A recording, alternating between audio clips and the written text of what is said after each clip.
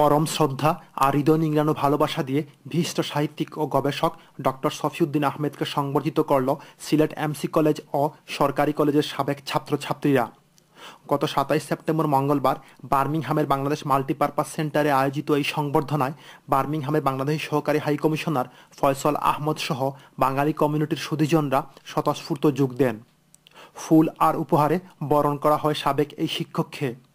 Organisation of the MC and government college ex student in the ইউকের উদ্যোগে আয়োজিত এই সংবর্ধনায় সংগঠনের আহ্বায়ক সোনালী ব্যাংক বার্মিংহাম শাখার ম্যানেজার ইকবাল আহমেদ চৌধুরীর সভাপতিত্বে ও যুগ্ম আহ্বায়ক কলামী শেবুল চৌধুরী পরিচালনায় সংবর্ধিত শ্রদ্ধাভাজন শিক্ষকের উদ্দেশ্যে কবিতা আবৃত্তি করেন কবি মহিম আঞ্জিলা, দেলওয়ার হোসেন মঞ্জু ও কবি মুজিব হিরণ।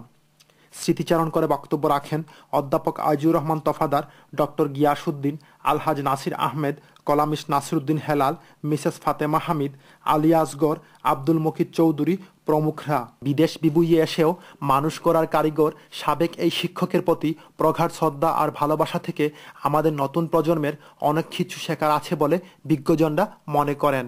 রিয়াদ আহাদ, চ্যানেল এস নিউজ, বার্মিংহাম।